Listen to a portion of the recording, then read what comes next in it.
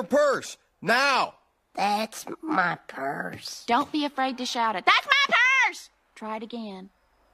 That's my purse! I don't know you! Get away from me! Get away from me. Come on, eat some dirt. Let go of my purse! Huh? I don't know you! Who's next? Which one of you guys is the tallest? That's my purse! I don't know you! Hey, Peters. You giving my friend here a hard time? Back off. This is none of your business, Bobby. Oh, I'm making it my business, Peters. What are you gonna do? You gonna kick me in the nads? Am I gonna do it? Yes. When am I gonna do it? Don't know. Could be tomorrow. Now! One thing you'll find out about me, Clark, is that I'm not a very patient person. Oh, it's some Bobby Hill from King of the Hill. Oh my god, that is the greatest scene. I don't know you. That's my purse. And then you proceed to kick the guy in the junk. And they allowed that on primetime television, even though they knew that kids are up watching it. They're basically saying, hey, if you're being bullied, kick the guy in the balls. Just kick him in the balls. Basically, my show today is about bullying and how to handle it. One, I grew up being constantly bullied because, one, I was always the short guy. I was the runt. So people saw me as an easy target. Just because, oh, he's tiny, he can't stick up for himself. We can make fun of him, we can give him wedgies, we can tip him upside down, try to give him a fucking swirly. They never actually did that. If it did happen, that was my older brother. Yeah. It's kind of a dick. And I always wondered why I got picked on growing up. And people were like, oh, it's because you had a very temper. They were trying to get a rise out of you. And I'm like, oh, okay, they always got a rise out of me. But one, I kicked the shit out of them. I got suspended and then I got grounded. And I found that funny because, one, I hated being grounded. One, I actually liked being grounded. I liked it. I enjoyed it. I liked the isolation. I liked being the introvert. I just didn't like the fact that I had nothing to fucking do. Because my dad, when he grounded me, he took away fucking everything. Oh, you like music? I'm taking your CD player. And your CDs. I don't even have a CD player, but you're taking my fucking CDs? Yeah, because you might read the booklets. You might start singing to yourself. Oh, shit.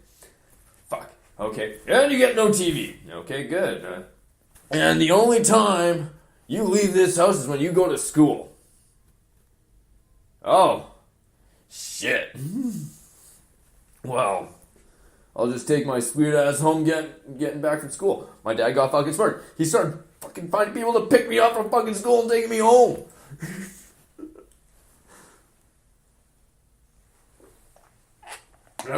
My dad was a good person to have raised me because, one, he taught me that if people are going to fucking try to ridicule you, call them on their shit.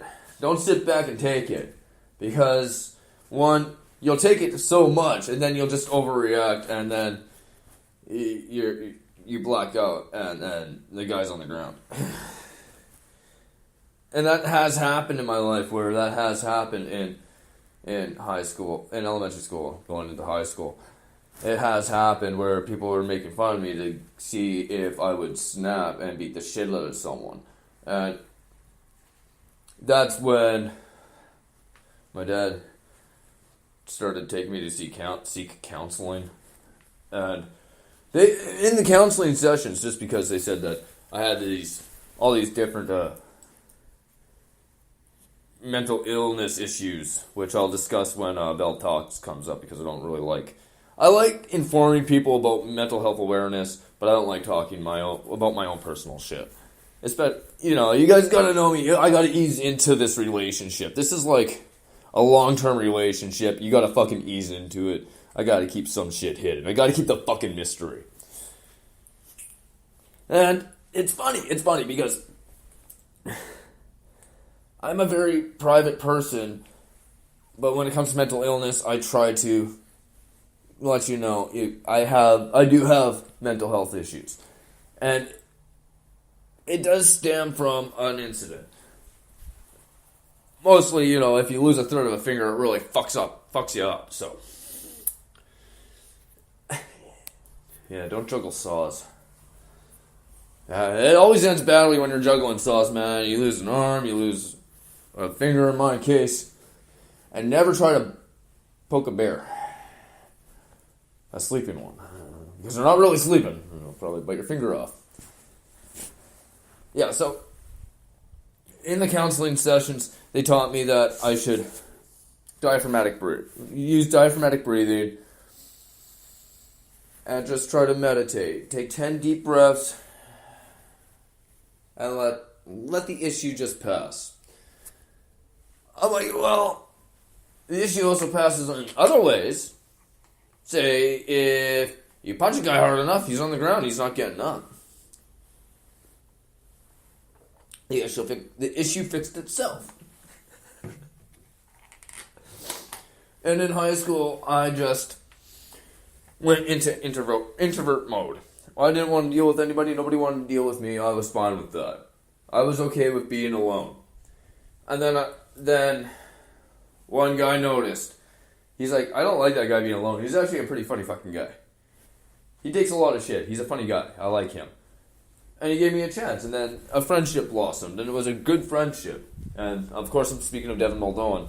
And in that friendship, we grew to understand each other. And then after high school and everything, I realized you need friends in this world. You do need friends, and being an introvert myself, because I fucking hate most people. I really do. Most people just annoy the shit out of me. The barrage of stupid questions I hear on a regular basis, even standing in a fast food lane. Standing at McDonald's one day, I'm standing there, waiting. What's in your coffee? What the fuck kind of question is that? What's in the coffee? Coffee beans, you dumb cunt! Fuck, that's the question you have to ask, and you're holding up a line? Fuck, shit, man, I gotta get to work. And you're asking, what's in the fucking coffee? Coffee beans. Water? Hot water, actually, yeah. To be more specific. To go into specifics, it's hot water. Get the hell out of my line. Next. That's me in that customer service situation. I could never work at a till, because just the barrage of stupid questions. Working at a gas station, you get to deal with the customer for a brief window of time, and that's perfect for me, because you can say a lot of funny shit in a matter of seconds. And a lot of the people don't really get the jokes and get that it's a joke, and they take my sarcasm extremely seriously, because one, I'm really good at using sarcasm, I'm really good at blowing smoke up people's asses. Especially when it comes to gas prices. Why are the gas prices so high? Well, I was bored, so I called head office and said, hey, we need to charge more for gas.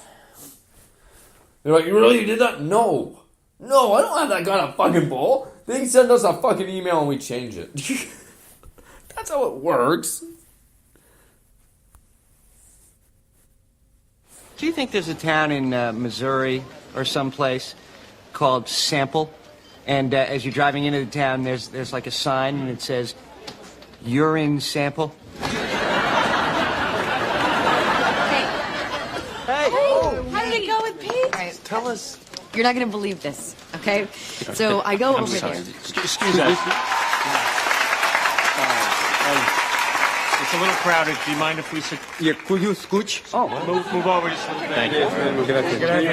Keep on scooching.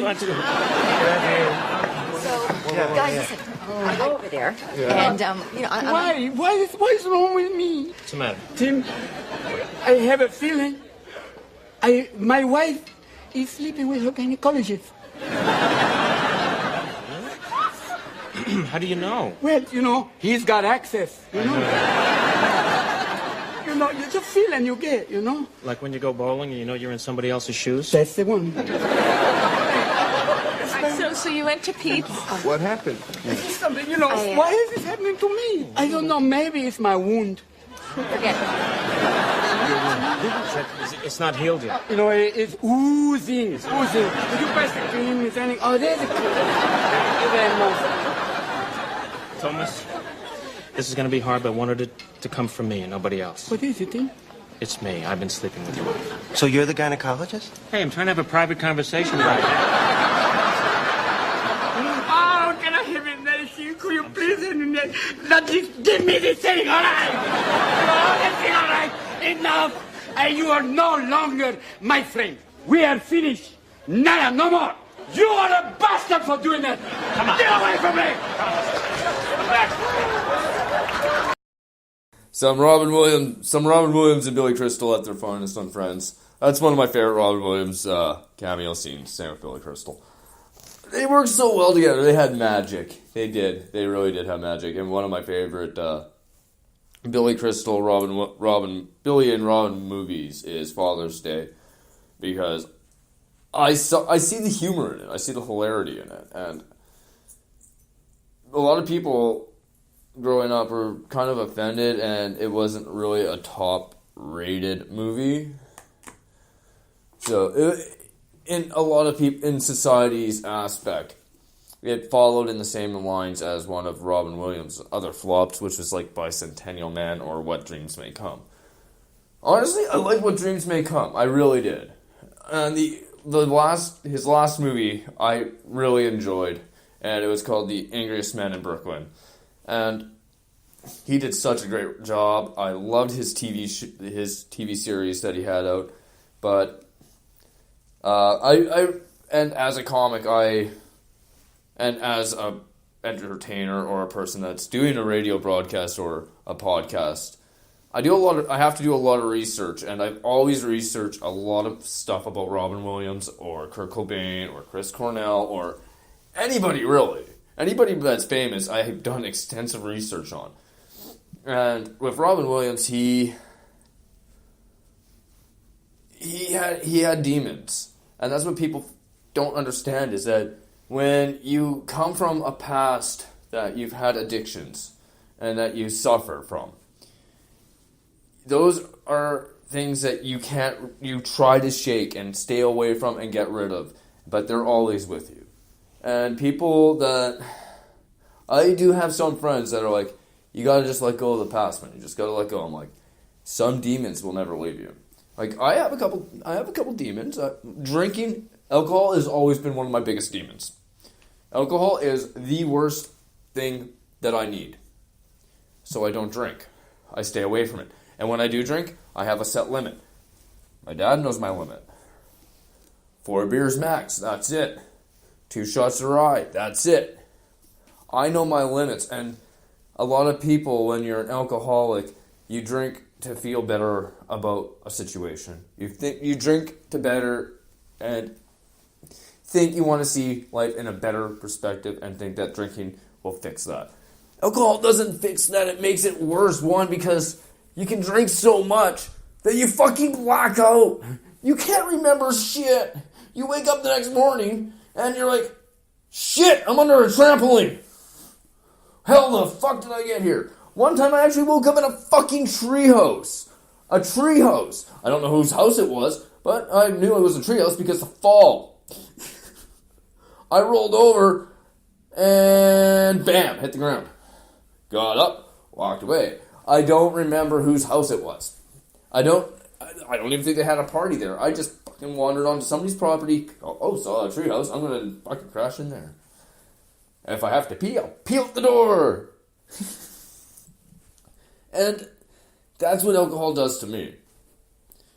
If you think that it empowers you and it makes you a better person, it makes you more attractive, it makes you more, gets rid of your anxiety enough to talk to a girl, you're wrong. All you need is the fucking personality to do it. All you need is the determination and the will to do it.